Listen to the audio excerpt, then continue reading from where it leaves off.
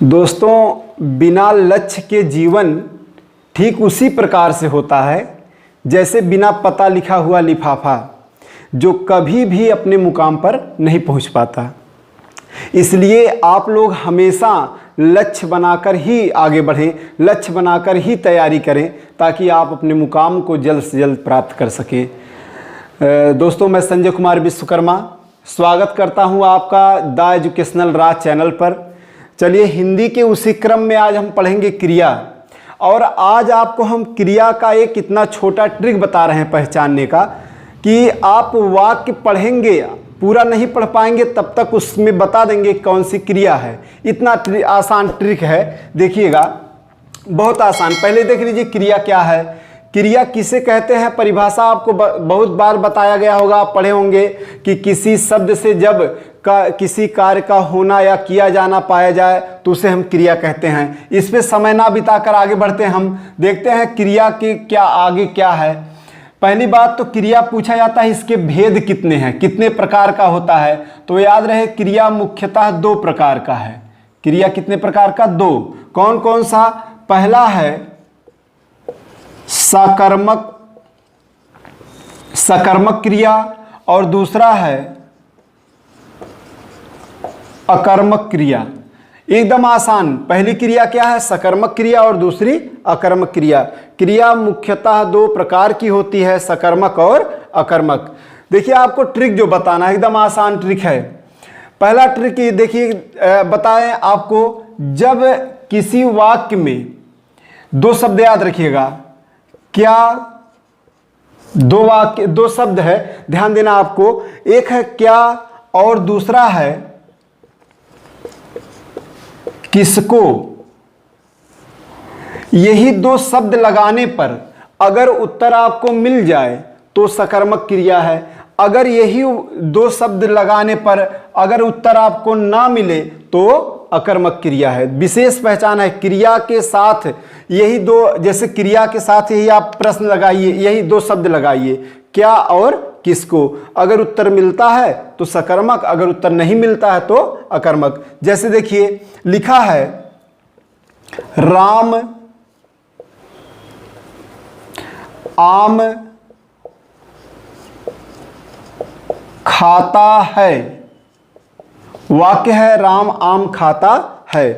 तो इसमें आप देख रहे हैं कि क्रिया क्या है? खाना।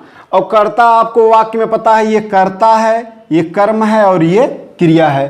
तो एक तो पहचान आपका यही है, जहां कर्म हो वहां सकर्मक क्रिया कर्म है, सकर्मक क्रिया।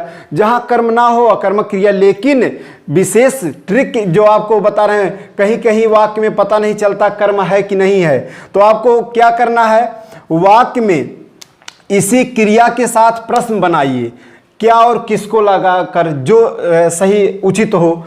तो मान लीजिए खाता क्रिया है, तो हम जब प्रश्न बनाएंगे तो लिखा जाएगा राम क्या खाता है। शब्द इस दोनों में से प्रयोग कीजिए किसी एक का। तो यहां प्रयोग किया गया क्या, राम क्या खाता है, तो उत्तर हमें क्या मिला, आम। अगर उत्तर मिल गया तो कैसी क्रिया हो गई, सकर्मक। फिर वही अगला देखिए, इसी जगह लिखा गया राम दौड़ता है। अब यहां देखिए लिखा है राम दौड़ता है, अकर्मक क्रिया में आपको बता रहे हैं वही ट्रिक। यही शब्द आप यहां लगाइए, क्रिया के साथ प्रश्न बनाइए, यही जो दोनों में से जो सही बैठे, क्या और किसको में से लगाइए। तो यहां हम जब प्रश्न इसे बनाएंगे तो प्रश्न बनेगा राम क्या दौड़ता है। वाक्य भी शुद्ध नहीं हुआ। क्या कोई उत्तर मिलेगा क्या लगाने पर? कोई उत्तर नहीं मिलेगा। आप लगा के देख लीजिए, कोई उत्तर नहीं मिलेगा। जब कोई उत्तर ना मिले क्या और किसको लगाने पर क्रिया के साथ, तो कैसी क्रिया होगी, अकर्मक क्रिया होगी। एकदम आसान ट्रिक है। और एक ट्रिक और है, वो भी आप पहचान सकते हैं। दूसरा ट्रिक ये है, देखिए वो भी एकदम आसान है। जब क्रिया के पहले जो शब्द आया है वो कोई संज्ञा ही होगा। जब संज्ञा है तो वो संज्ञा अगर खराब होने वाली हो, खत्म होने वाली हो या कम होने वाली हो तो कैसी क्रिया होगी, सकर्मक क्रिया। वाक्य में जो क्रिया आया उसके पहले का शब्द अगर खराब होने वाला हो, कम होने वाला हो और खत्म होने वाला हो तो कैसी क्रिया होगी? सकर्मक क्रिया। और अगर क्रिया का पूरा भार सीधे कर्ता पर पड़े तो कैसी क्रिया होगी? अकर्मक क्रिया। दो ट्रिक यही है, दोनों से आप पहचान सकते हैं। यहां दौड़ने का सीधा भार किस पे पड़ रहा है? राम पर, जो करता है, इसलिए कैसी क्रिया है? अकर्मक क्रिया। और वाक्यों में देखिए दोनों ट्रिक हर जगह काम करेगा। और उदाहरण देखते हैं, जैसे लिखा गया मोहन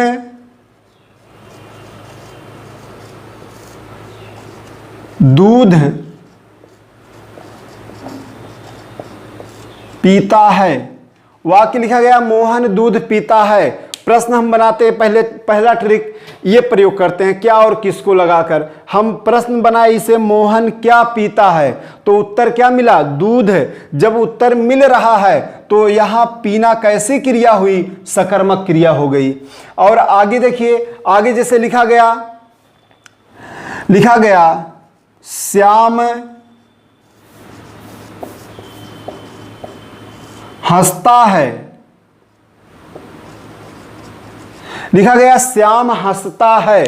अब वाक्य जो लिखा गया, यहां हमने पहला ट्रिक क्या बताया? यहां पहला ट्रिक काम किया। यहां पहला ट्रिक देखिए, क्या और किसको लगाने पर उत्तर मिलेगा? श्याम क्या हंसता है, वाक्य अशुद्ध हो गया। और क्या उत्तर कोई मिलेगा? क्या हंसता है, कोई उत्तर नहीं मिलेगा।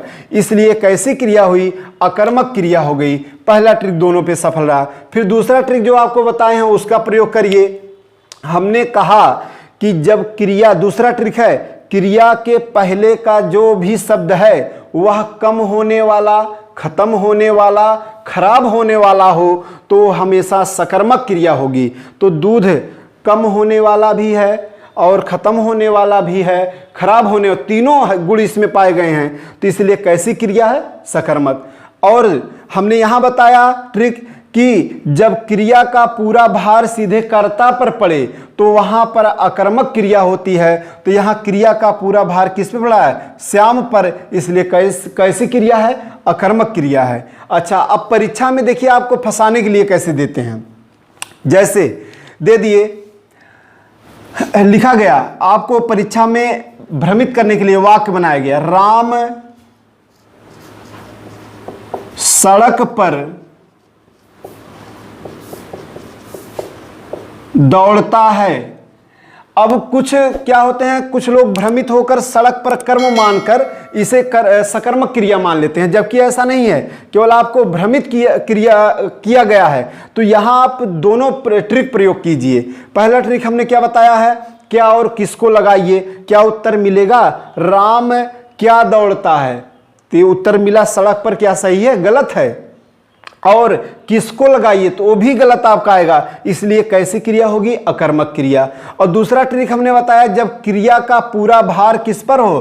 कर्ता पर हो, तो वहां पर अकर्मक क्रिया होती है। दोनों ट्रिक आपका सफल रहेगा, तो ये कौन सा क्रिया कहलाएगा? अकर्मक क्रिया कहलाएगा।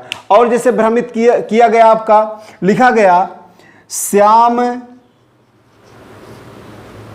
तेजी से हंसता है। वाक्य लिखा गया राम तेजी से, केवल भ्रमित करने के लिए ऐसे वाक्य दिए जाते हैं। तो यहां जो भ्रमित करने के लिए शब्द बढ़ाया गया, यहां हम दोनों ट्रिक प्रयोग करेंगे। दोनों में से आप यही आप निष्कर्ष निकालेंगे कि ये कैसे क्रिया है? अकर्मक क्रिया है। प्रयोग करके देख लीजिएगा परीक्षा में। और जैसे दे दिया भ्रमित करने के लिए ही, पंछी आकाश में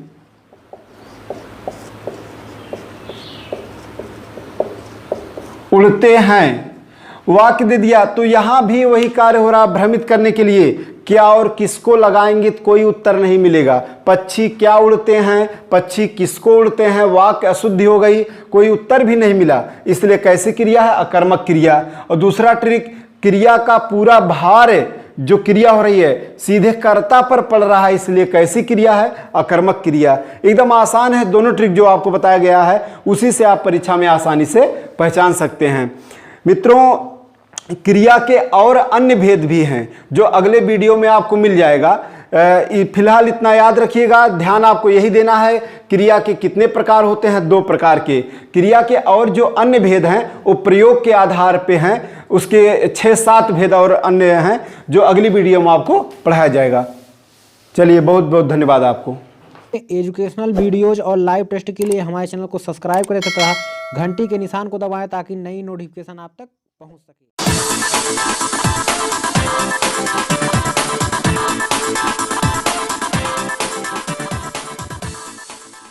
और हैं जो परीक्षाओं में पूछे जाते हैं अक्सर, जैसे पूछे गए द्विकर्मक क्रिया कहाँ है, सहायक क्रिया क्या है, तो इन सब के बारे में हम बताते चलें इसी समय, ताकि कोई दिक्कत ना हो आपको। परीक्षाओं में अक्सर पूछे जाते हैं इससे प्रश्न।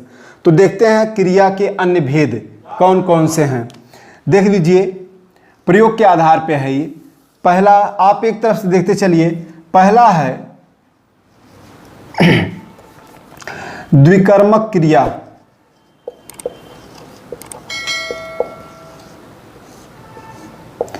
द्विकर्मक क्रिया, द्विकर्मक क्रिया क्या होती है? एकदम वाक्य जो नाम लिखा है एकदम आप इसी से समझ जाएंगे।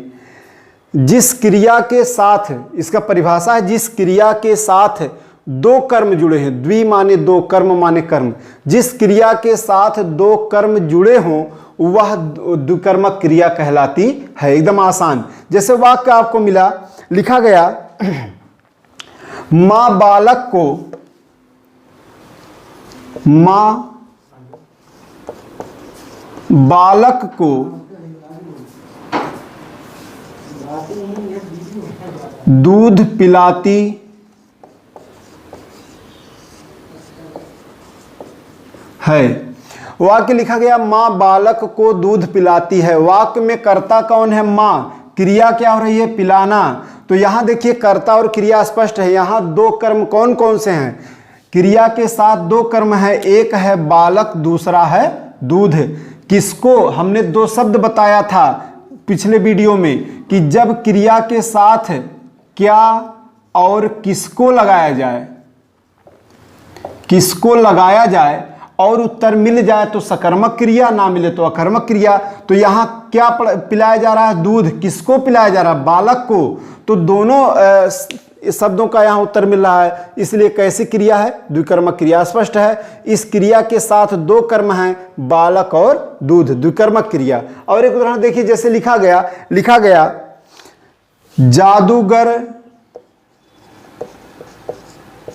जादूगर ने बच्चों को जादू दिखाया। तो यहां देखिए, कर्ता जादूगर है, क्रिया क्या है? दिखाना। लेकिन 2 कर्म है, किसको दिखाया गया? बच्चों को। क्या दिखाया गया? जादू। इसलिए कैसी क्रिया है? द्विकर्मक क्रिया। एकदम आसान है। आगे बढ़ते हैं, अगला देखते हैं। अगला है सहायक क्रिया। दूसरा है सहायक क्रिया।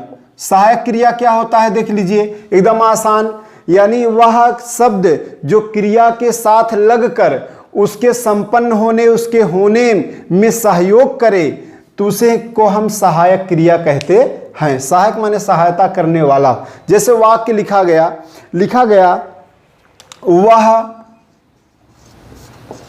जाता है। क्रिया क्या है? जाना। सहायक क्या होगा? है। यही आपका सहायक क्रिया है। सहायक क्रिया का सहायक कह सकते हैं, सहायक क्रिया इसे कहा जाएगा। और जैसे लिखा गया, वे सब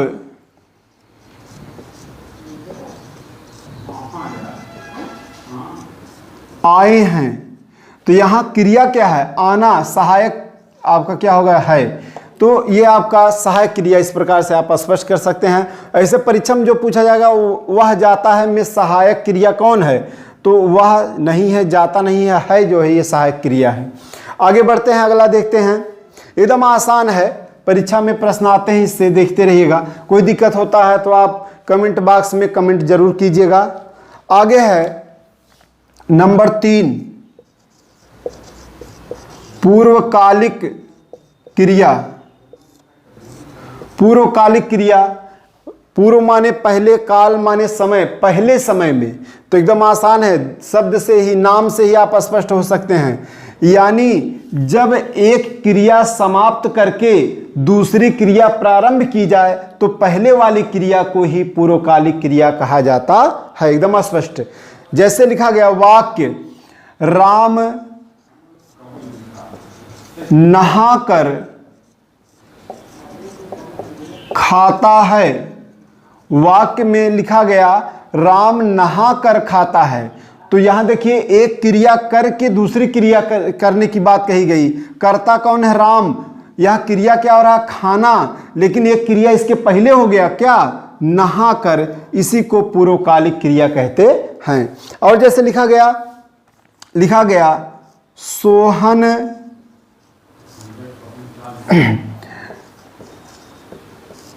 पढ़कर सोता है, तो वाक्य लिखा गया, क्रिया क्या हो रहा है? सोना। लेकिन उसके पहले क्रिया क्या हो रही है? पढ़कर। इसी को पूर्वकालिक क्रिया कहा जाएगा। एकदम आसान है। आगे देखते हैं, अगला है आपका, आगे लिखा गया नामबोधक क्रिया। नामबोधक क्रिया एकदम आसान है। नामबोधक क्रिया क्या होता है? इसमें देखिए, जब क्रिया संज्ञा और सर्वनाम के साथ मिलकर, यानी संज्ञा और सर्वनाम को ही क्रिया का रूप दे दिया जाए तो उसी को नामबोधक क्रिया कहा जाता है। जब संज्ञा अथवा सर्वनाम को ही क्रिया का रूप दे दिया जाए, या कोई विशेषण शब्द हो, क्रिया का रूप दे दिया जाए उसे, तीन चीज याद है, संज्ञा, सर्वनाम या विशेषण। याद रखिएगा, संज्ञा, सर्वनाम। सर्वनाम वैसे जहां संज्ञा है वहां सर्वनाम है, जहां सर्वनाम है वहां संज्ञा है। संज्ञा, सर्वनाम और विशेषण, इन्हीं को जब क्रिया का रूप दे दिया जाए, इन्हीं को क्रिया बना दिया जाए तो उसी को हम नामबोधक क्रिया कहते हैं। जैसे संज्ञा है हाथ, क्रिया क्या बनेगा? हथियाना क्रिया है, यही नामबोधक क्रिया हो गई। आगे जैसे लिखा गया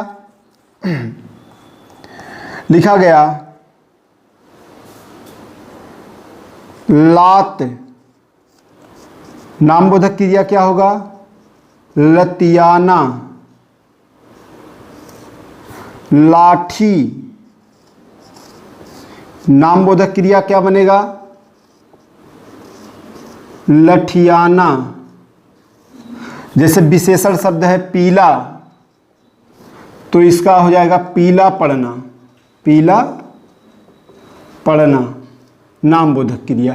तो ये आपको याद रखिएगा, संज्ञा, सर्वनाम और विशेषण को जब हम क्रिया से जोड़ दें, क्रिया को उसी में मिला दें, तो वह नामबोधक क्रिया हो जाती है। हाथ से हथियाना, लात लतियाना, लाठी संज्ञा है लठियाना, पीला विशेषण है पीला पड़ना, ये आपका नामबोधक क्रिया हो गया। ये आगे देखते हैं, आगे क्या है? अगला आपका है संयुक्त क्रिया। अगला है संयुक्त क्रिया, एकदम आसान है। क्या? देखिए, नाम क्या लिखा गया? संयुक्त। संयुक्त माने मिला हुआ। मिला हुआ। जब कोई क्रिया, दो क्रिया आपस में मिल जाएं तो उसी को हम संयुक्त क्रिया कहते हैं। दो क्रिया जब आपस में जुड़ जाएं तो उसे हम संयुक्त क्रिया कहते हैं। उदाहरण जैसे लिखा गया कूद, कूद पड़े, वे लोग झगड़े में कूद पड़े। तो यहां कूदना भी एक क्रिया है और पड़ना भी एक क्रिया है, इसलिए कैसा दोनों मिल गया, कैसा क्रिया हुआ? संयुक्त क्रिया हुआ। आगे जैसे लिखा गया मोहन खाने लगा, तो खाना क्रिया हो रहा है, यहां भोजन नहीं, क्रिया ये भी है, क्रिया ये भी है, दोनों मिल गया तो कैसा? दोनों मिल के कौन क्रिया बना? संयुक्त क्रिया। एकदम स्पष्ट हो रहा। कोई दिक्कत हो तो आप जरूर कमेंट कीजिएगा, कमेंट बॉक्स में आप जरूर लिखिएगा जो भी दिक्कत आपको होती है। जैसे आगे लिखा गया, और एक वाक्य जैसे लिखा गया, कोई उदाहरण है, लिखा गया मैं कह उठा, यानी मैं बोल पड़ा। तो बोल भी क्रिया है, पढ़ना भी क्रिया है, कहना भी क्रिया, उठा भी क्रिया है। कह उठा दोनों मिलके कौन सी क्रिया बनी? संयुक्त क्रिया। चलिए आगे देखते हैं। अगला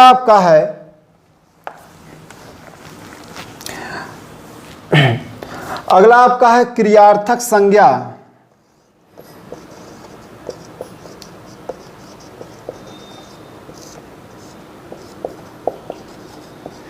क्रियार्थक संज्ञा एकदम आसान है क्या? यानी जब कोई क्रिया सीधे संज्ञा के रूप में प्रयोग किया जाए, संज्ञा के रूप में बोला जाए, वाक्य में संज्ञा का स्थान ले ले, तो उसी को क्रियार्थक संज्ञा कहा जाता है। एकदम आसान। जैसे टहलना, टहलना स्वास्थ्य के लिए लाभदायक है। वाक्य लिखा गया टहलना, क्रिया क्या हो रहा है? टहलना स्वास्थ्य के लिए लाभदायक है। तो यहां देखिए टहलना जो क्रिया एक है, लेकिन वाक्य में एक संज्ञा का स्थान लिया, संज्ञा के रूप में प्रयुक्त हुआ, इसीलिए इसे हम कौन क्रिया कहेंगे? क्रियार्थक संज्ञा कहा जाएगा। आगे जैसे लिखा गया मरना देश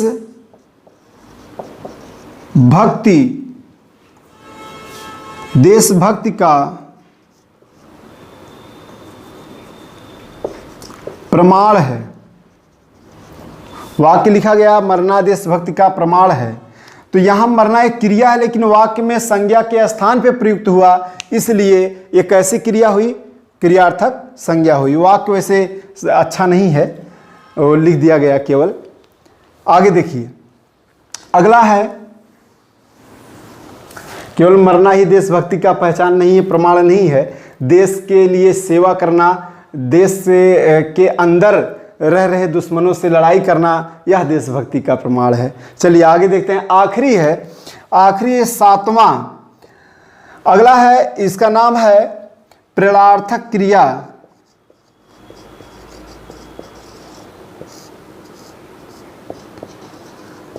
प्रेरणार्थक क्रिया कहाँ होती है? एकदम आसान है, ध्यान दीजिएगा। प्रेरणार्थक क्रिया प्रेरणा, यहां देखिए शब्द क्या लिखा है? प्रेरणा। यानी जब कोई क्रिया खुद ना करके किसी और से करवाई जाए, खुद ना करके किसी और से करवाई जाए, तो उसी क्रिया को प्रेरणार्थक क्रिया कहा जाएगा। जैसे मालिक नौकर से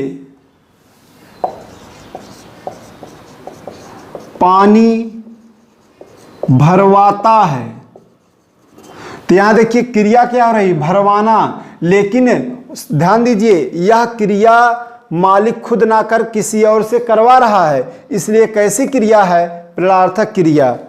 जैसे राम उसे जगवाता है, यानी जगाने का क्रिया जो हो रहा है खुद ना करके किसी और से करवाया जा रहा है, इसलिए जगवाता है। कैसी क्रिया है? यह आपका प्रेरणार्थक क्रिया है।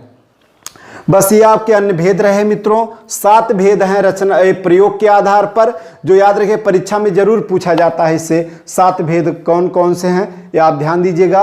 और अक्सर वाक्य देके उसमें पूछा जाता है कौन सी क्रिया है, द्विकर्मक है, सहायक है, पूर्णकालिक है, नामबोधक है। तो आपको पहचान हमने बता दिया, बहुत ही आसान है। आप एक बार वीडियो देखिएगा, आपको आ जाएगा, कोई दिक्कत नहीं होगा। बहुत बहुत धन्यवाद आपको। एजुकेशनल वीडियोज और लाइव टेस्ट के लिए हमारे चैनल को सब्सक्राइब करें तथा घंटी के निशान को दबाएं ताकि नई नोटिफिकेशन आप तक पहुंच सके।